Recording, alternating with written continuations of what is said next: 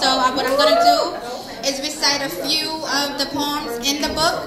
I put them all together as one, so I won't have any pauses, really. Okay? Hope you enjoy. The title of my book is Dare You, I Dare You. I dare you to embrace you. You are fearfully and wonderfully made. Your beauty is unique. Thick hair, oh, that looks good on you. Short hair doesn't take anything from you. Relax it if you want to. Go natural if you choose. Your light skin glows. Your light skin shines. Your melanin glows. You are perfect. Don't you dare feel uncomfortable. Your beauty was made for you. Know that no one can come close to being you. And if folks have insults, then that's their own issues. Always remember, God made you perfectly and purposely you. I am one because of two. Both of you are the reason I need assistance when reaching for things in the kitchen. I only blame you for not growing taller than 5 feet. But small packages can hold more than most can see. Because of you, I have the ambition of a giant. However, ambition doesn't always matter if constructive criticism is not accepted. Boxing gloves always on, defense mode at its best, a possible shortcoming of success. But kind heart, my heart of gold. My dear, it works for and against me. Sometimes appreciated, other times taken advantage of. This is probably your paranoia that is always present. Yet, I can still manage my life accordingly. No matter what comes, I can endure. Endure the storm until it passes. I am one because of two. Whether good or bad, thank you. That's my mom.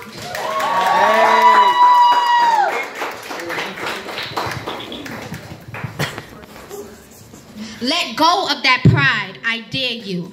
Some people make mistakes, others make choices. Whether we agree or disagree, do we honestly have the right to give judgment? It can become complicated when it affects you personally. An upset emotion comes naturally. You are only human, but so are they. Sometimes being a bigger person can seem irrational, yet sometimes pride can haunt you and you can become regretful. Instead of judging me, pray for me. Before you turn your nose up at me, remember your own history. Instead of hating me, try first getting to know me. I'm not asking you to always understand me. Sometimes I don't understand myself. All I ask is that you be there for me, because at one point, even you were me, potentially. And I dare you to be accountable. You're grown, you can do what you want to. That's your right. But how grown are you if you aren't grown enough to be accountable? Choices. Just because you have an excuse, it doesn't mean you are excused. Just because you have a good heart, it doesn't mean you don't make bad decisions. Just because you think somebody should come help you, it doesn't mean that they have to. Your road of choices and decisions that lead to outcome, you have to live with it. The blame game has never been won. Complaining never changed anything. So gather up your choices one by one and start mastering a new lineup for better decisions. Go ahead. Okay, This one is titled Bad Habits. Baby, that's not pretty. Keeping secrets, looking sneaky, screwing niggas that run the same streets, they all sharing your key. Your treasure is no longer a keepsake. When will you realize these moves are all a mistake? Are you looking to be taken seriously? Just out of curiosity. Is it out of habit or mentality? But my advice to you is to slow down before you become a tragedy. Baby girl, that's not pretty. Why you saying I do to a dude and change? Screaming, marry me? The nerve of you from others to think is jealousy. There's a pattern in your catastrophe. Mother, where's your example? This is teaching your children to settle on a whole nother level. Lonely nights, bills taking flights, and your babies have to eat, and your man has nothing to offer you. Are you in love or looking for love in the wrong places? The cell? Sis, there's a couple more bum dudes running straight past you on a regular basis, but you want me to say congratulations? Baby girl, that's not cute. Smashing a dude that don't belong to you? A whole situation seems like you have no limitations. Exactly what are you chasing? He still ain't leave her for you, but honestly, why would you want him to? You want to walk in her shoes? Hearing him say, I love you, yet unaware there's a side boo, just like you? Let him go. He don't belong to you. What karma do you expect to receive? It will be nothing but a repeat. Listen, baby, please don't take it personally. There's a couple other ladies struggling with the same complications. Let your story be a testimony and overcome the tribulation. Yeah. Yeah. Facts.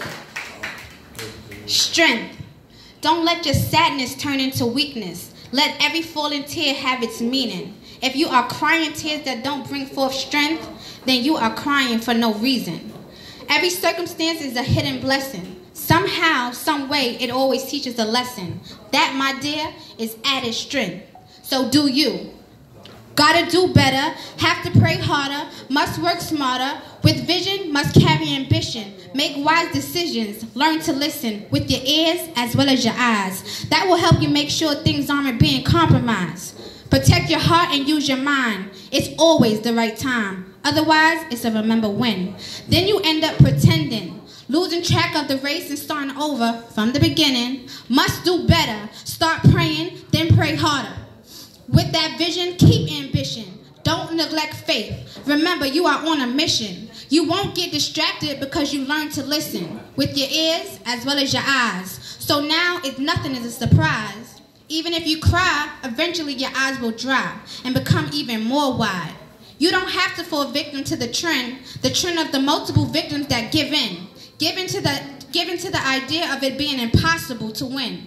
So even if you are still running the race, realize it's at your pace. It's not always about first place, for there is always a runner-up looking to fill your space. What you have to make sure of, with grace, mercy, faith, and courage, experience and knowledge, and most importantly, God. There is only one you, and you are irreplaceable in your space. Thank you.